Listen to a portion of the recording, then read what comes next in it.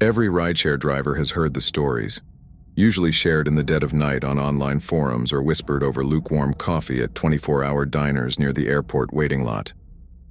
We trade these urban legends like currency, trying to one-up each other with tales of backseat berths, drug deals gone wrong, or the phantom passengers who vanish before payment.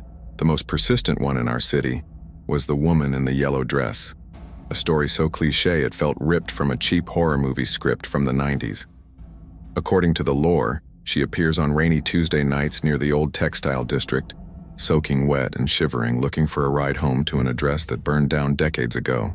I always laughed it off as a hazing ritual for the rookies, a way to spook the new guys into quitting so the surge pricing would stay high for the veterans like me.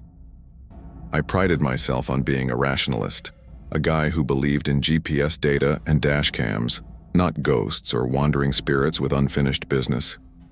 It was a Tuesday, inevitably, and the rain was coming down in sheets, turning the potholes of the industrial sector into treacherous hidden lakes that threatened to swallow my front axle. I had been driving for 10 hours straight, fueled by energy drinks and the desperate need to make rent, my eyes burning from the constant glare of oncoming headlights. The app had been quiet for 20 minutes, a lull that usually signaled it was time to call it a night, but I decided to loop around the textile district one last time. The old brick factories there were mostly converted into overpriced lofts now, inhabited by yuppies who took Ubers everywhere, so it was usually a good spot for a quick, high-value fare. My phone chimed with a request just as I passed the condemned yarn mill, the sound startling me in the quiet cabin. The pickup point was right on the corner of 4th and Main, a desolate intersection where the streetlights had been broken for months. I pulled up to the curb, the wipers slapping frantically against the glass, peering into the darkness to find my passenger, whose name was listed simply as E. At first I saw nothing but the rain bouncing off the pavement and the looming shadows of the abandoned warehouses, and I reached for the cancel button, assuming it was a glitch. Then, movement caught my eye, a splash of bright, vibrant color against the relentless gray of the storm. A woman stepped out from the overhang of a boarded-up shop, and my breath caught in my throat because she was wearing a bright yellow sundress. It was completely inappropriate for the weather, a light, summery fabric that clung to her frame, soaked through and heavy with water. She held no umbrella, no coat, just a small beaded purse clutched tightly in both hands as she stood perfectly still in the downpour. I unlocked the doors, my heart doing a strange flutter that I told myself was just surprise at the coincidence, not fear of a silly ghost story. She opened the back door slowly, her movements stiff and mechanical, and slid onto the back seat, bringing with her a gust of freezing cold air that instantly fogged up the windows. The smell that hit me wasn't the usual wet dog scent of rain. It was something floral but cloying, like lilies that had been left in a vase of water for too long. "Good evening," I said, forcing a cheerful tone as I checked the rearview mirror, trying to get a good look at her face. She was pale, painfully so, with dark hair plastered to her skull, and she was looking down at her hands, avoiding my gaze entirely. "Rough night to be out without a jacket," I added, turning up the heat to max, hoping to stop the shivering I could see racking her thin shoulders. "I just need to go home," she whispered, her voice sounding thin and reedy, like wind whistling through a crack in a window pane. I glanced at the app to confirm the destination, expecting a local loft, but the pin was dropped in a neighborhood on the far side of town, an area known for older Victorian-style homes. 1402 Oakwood Lane, I confirmed, putting the car in drive and pulling away from the curb, eager to get out of the gloomy district. She didn't respond, just gave a slight nod, her eyes still fixed on her lap where her fingers were picking nervously at the wet fabric of her dress. As we passed under a working streetlight, I saw the dress more clearly in the mirror. It looked vintage, the cut and style belonging to a different era, maybe the late 60s or early 70s. The drive was agonizingly quiet, the only sounds coming from the rhythmic thumping of the tires and the relentless rain drumming on the roof. I tried to engage her in small talk again, asking if she was coming from a party or if she needed a charger for her phone, but she ignored me completely. It wasn't the rude silence of a drunk passenger. It was a profound, heavy silence that seemed to dampen the acoustics of the car itself. I found myself checking the mirror constantly, compelled by a creeping anxiety that I couldn't explain, making sure she was still there. Every time I looked, she was in the exact same position, unmoving, like a mannequin that had been placed in my backseat.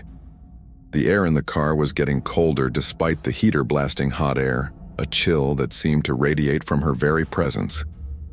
I started to notice odd things about the ride, details that my rational mind tried to dismiss but my gut instinct screamed at me to acknowledge. The traffic lights seemed to turn green the moment we approached them, ensuring we never had to stop, creating a seamless, uninterrupted path through the city. The radio, which I usually kept on a low-volume jazz station, started to drift in and out of tune, picking up static and faint snippets of music that sounded like old AM broadcasts. I reached out to turn it off, my hand shaking slightly, and the moment the cabin went silent, I heard her humming.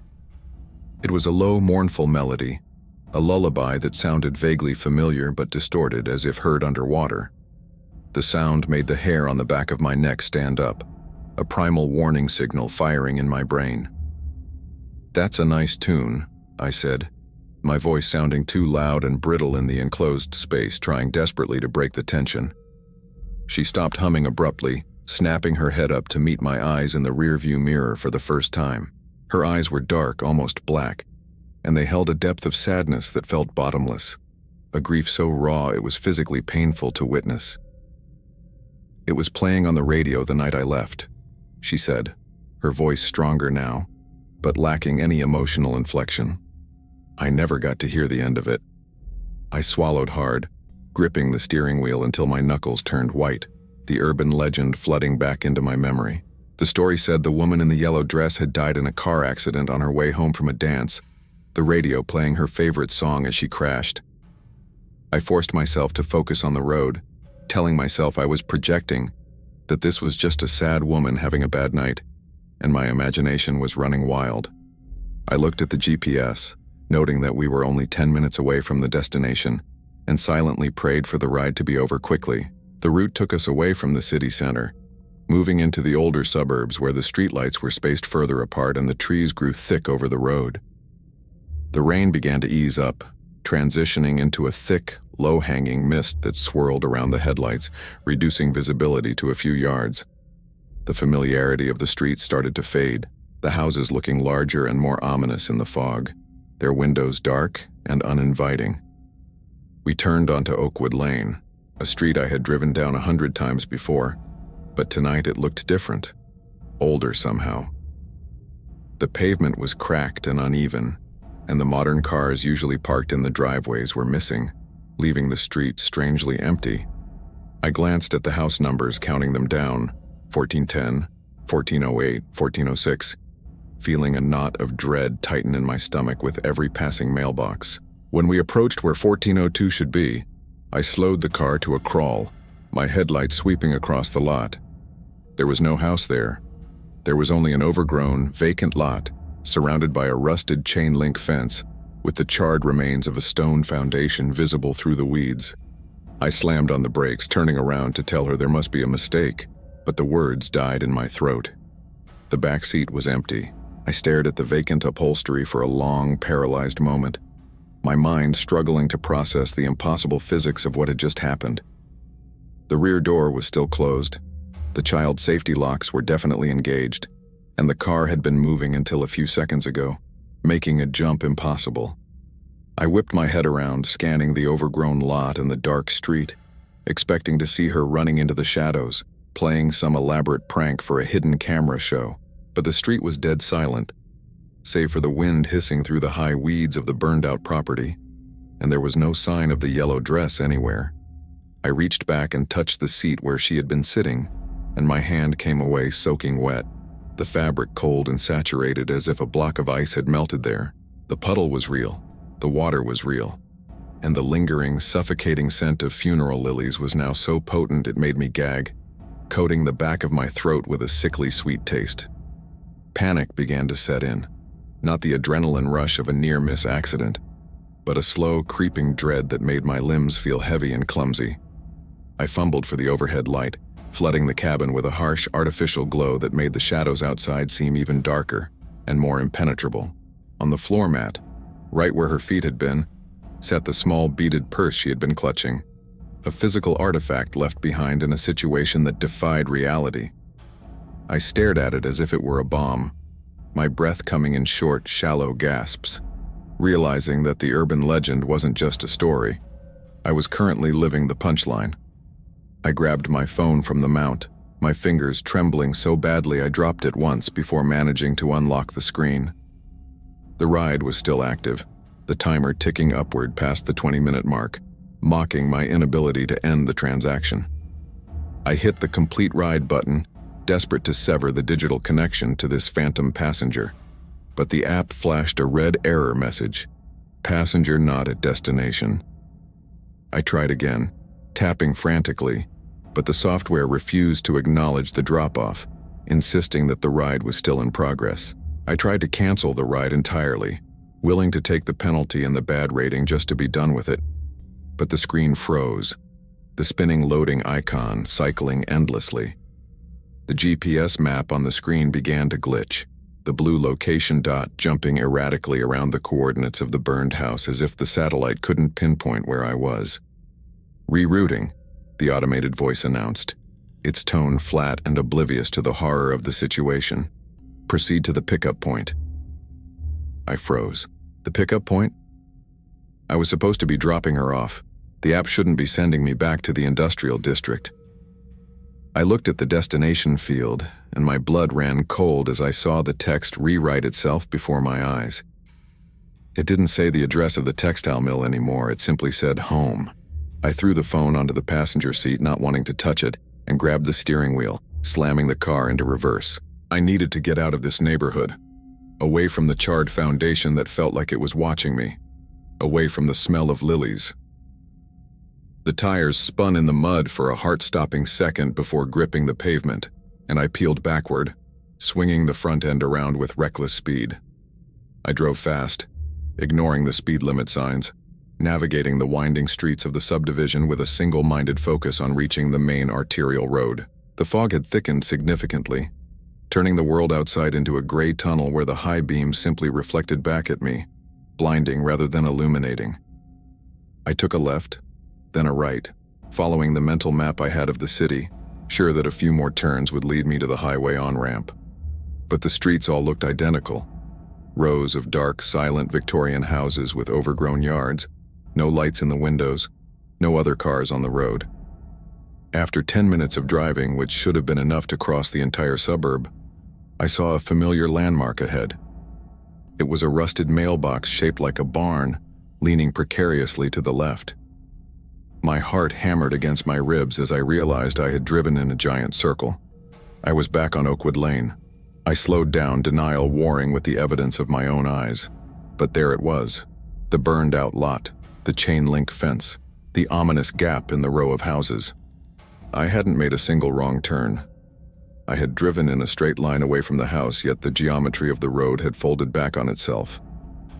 The car was idling right in front of the empty lot again, in the exact same spot where she had vanished.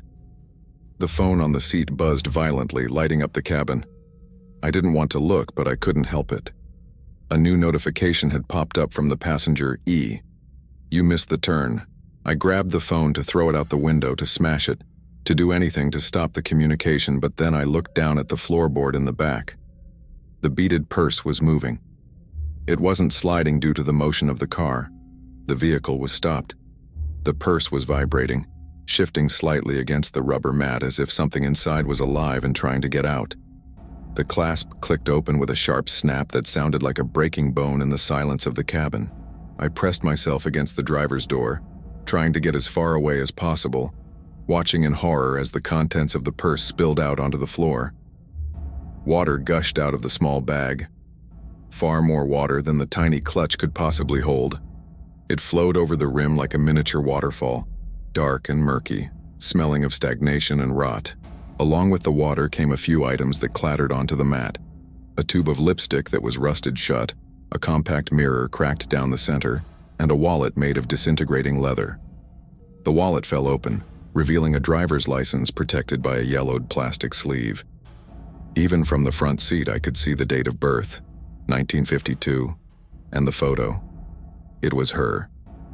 The woman in the yellow dress, smiling, dry and alive, decades ago. The expiration date on the license was 1974.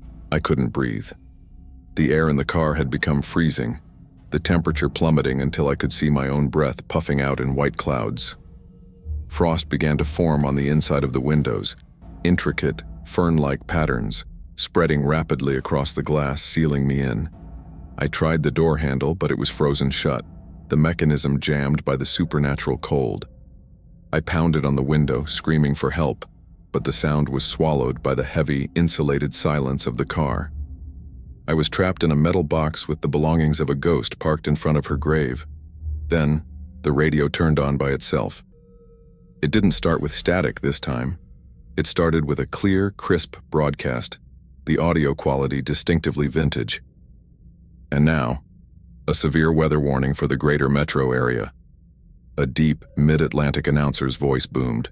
Flash flooding is expected on all low-lying roads tonight, November 14th, 1974.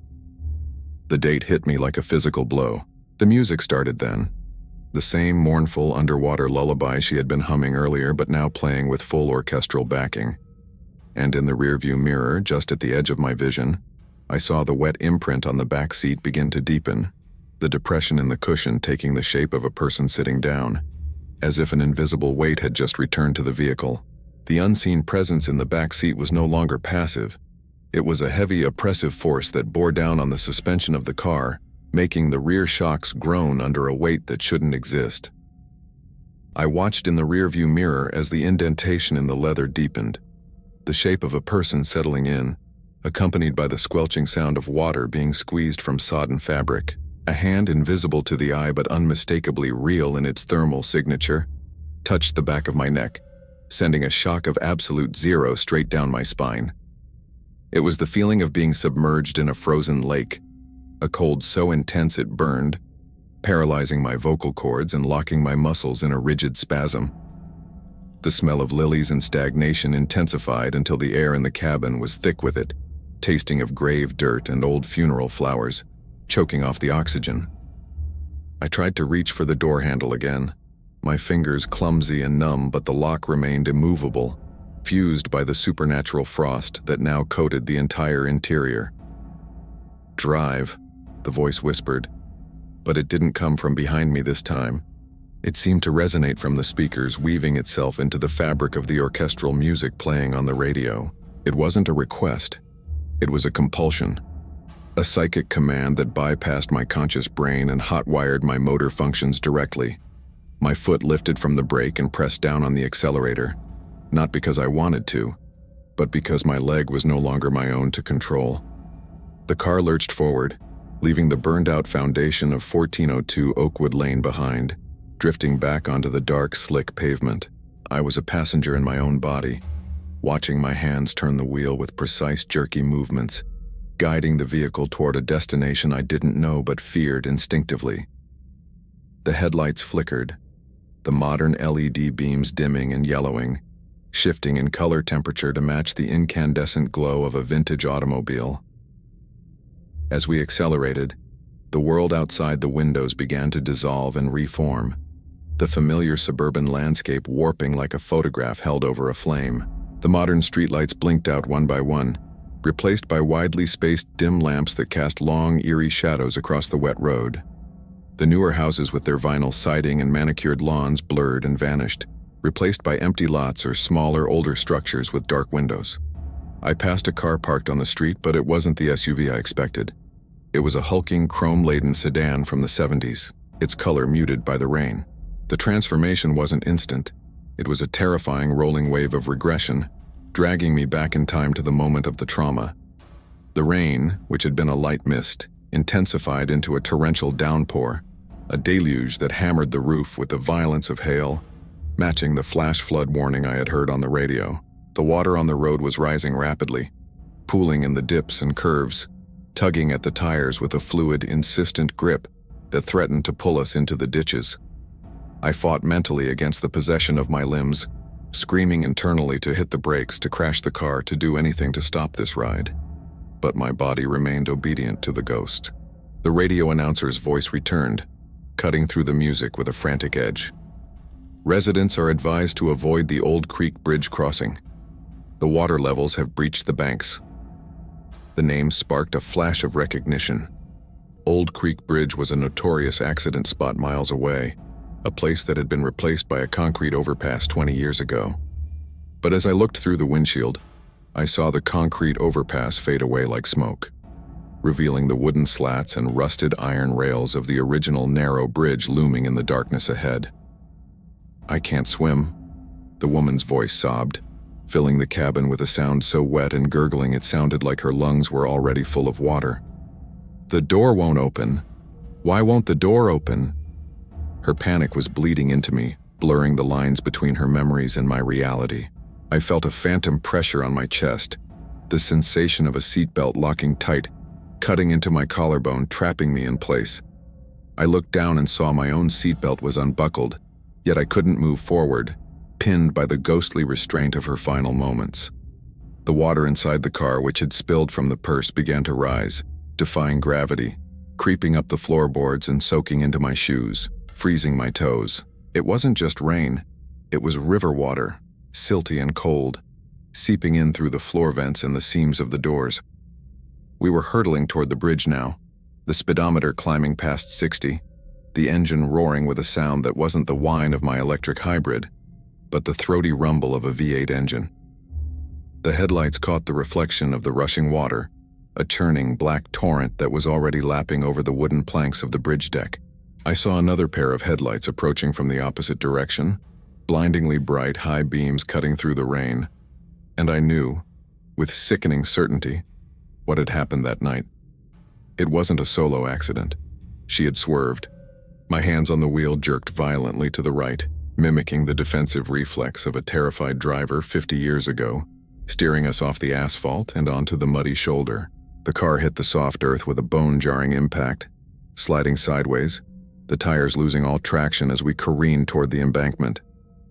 The world spun in a dizzying blur of rain, darkness, and trees, the centrifugal force pinning me against the door. I heard the sickening crunch of metal hitting wood as we smashed through the guardrail, the splintering sound louder than the storm. The sensation of falling followed, a stomach-churning drop into the void lasting for an eternity before we hit the water. It wasn't a splash. It was a collision with a solid wall of liquid, a massive thud that shattered the windshield and instantly killed the engine. The silence that followed was abrupt and terrifying, broken only by the hiss of steam and the rush of water pouring into the cabin.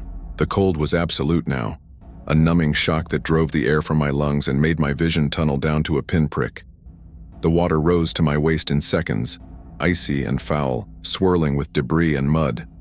I thrashed in the driver's seat, the ghostly paralysis finally breaking as the car began to sink, nose first into the depths of the swollen creek. I clawed at the door handle, hammered on the glass, but the pressure of the water outside held everything shut. In the back seat, the sobbing had stopped. I turned my head, gasping for the last pocket of air trapped against the roof, and saw her. She was visible now, no longer just a depression in the seat. She was sitting there, solid and terrifyingly real, the yellow dress floating around her like a jellyfish in the dark water. Her skin was blue and mottled, her hair drifting in the current, and her eyes were wide open, staring straight at me with a look of pure, accusing hatred. She wasn't sad anymore. She was angry.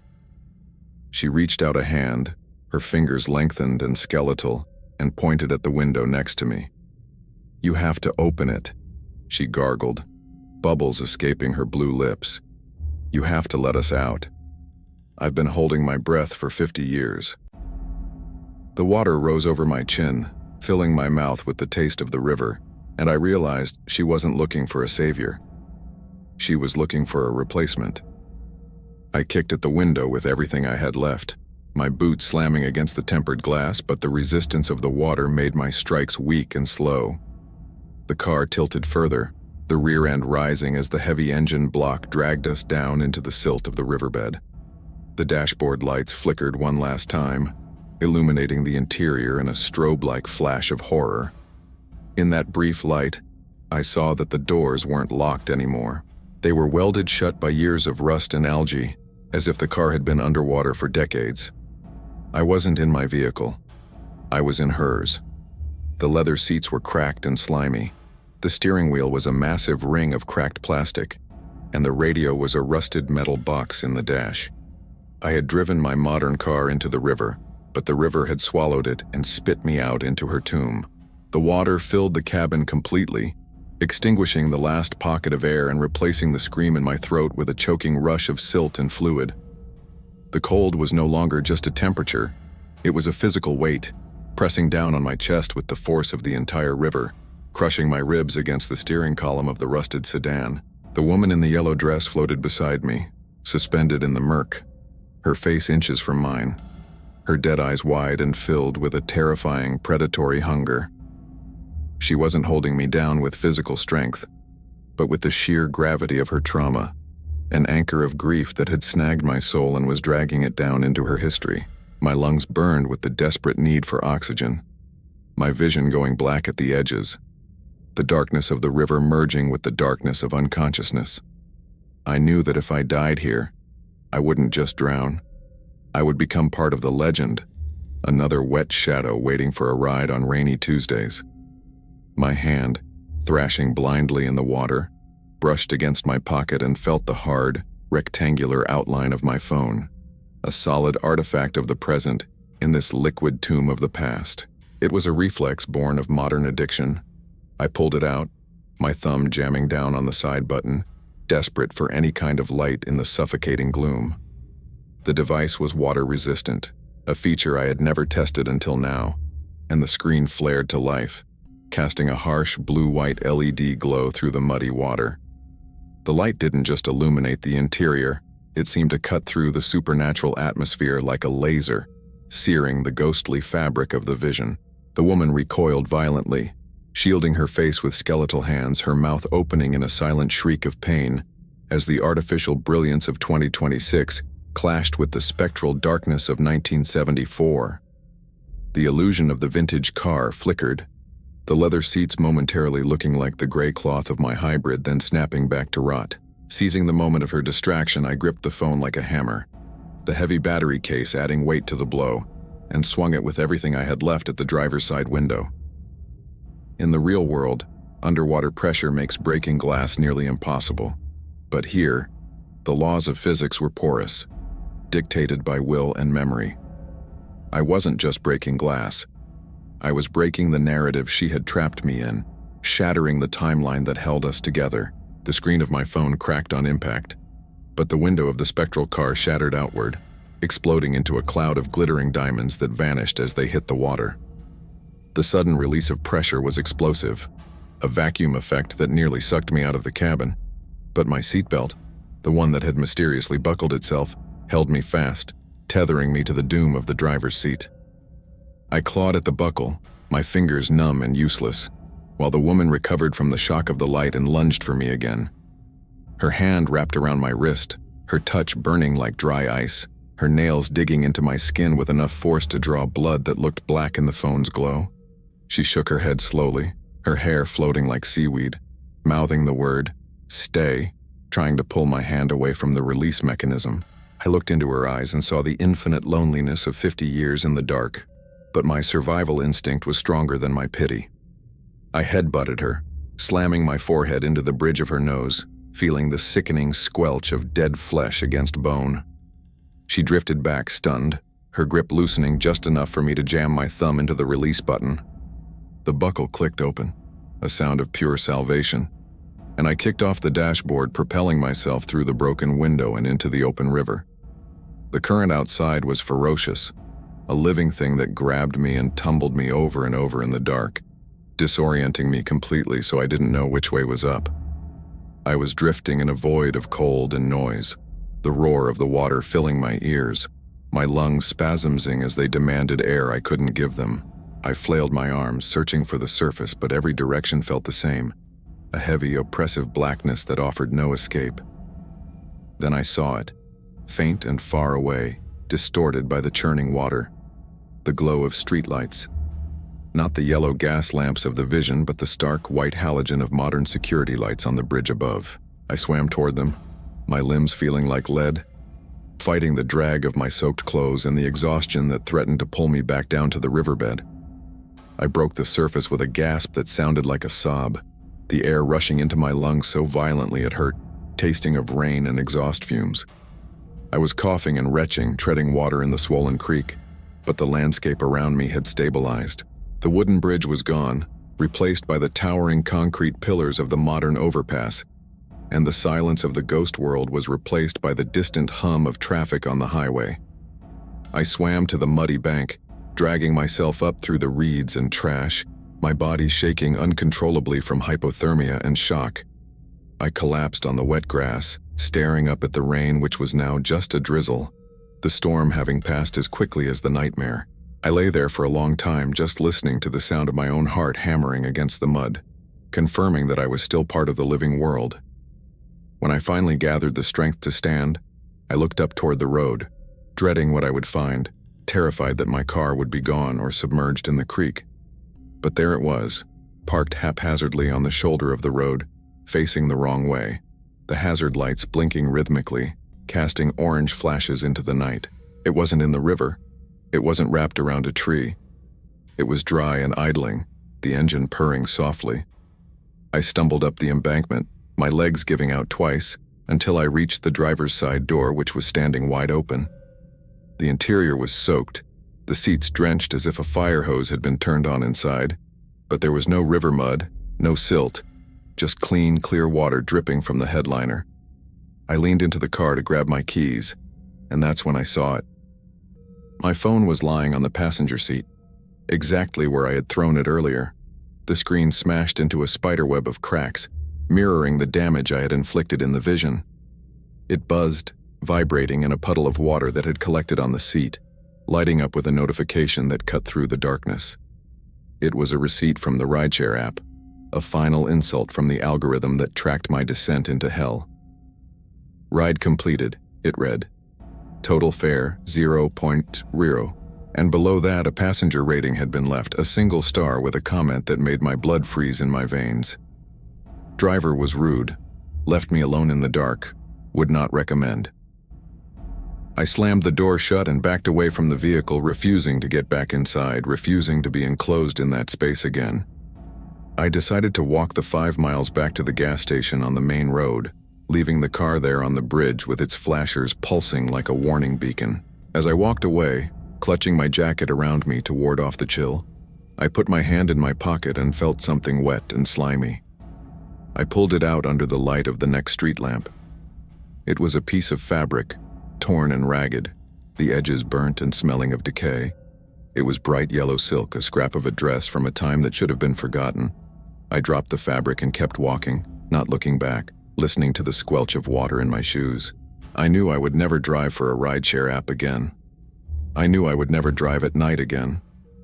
But as I walked into the darkness, I couldn't shake the feeling of weight in my pocket, the phantom sensation of a beaded purse vibrating against my hip. And on the wind, faint but unmistakable, I could hear the sound of a woman humming a lullaby, waiting for the next driver who was desperate enough to pick up a stranger in the rain. The app was deleted, the phone was broken, but I knew with absolute certainty that the ride wasn't over. It had just been paused.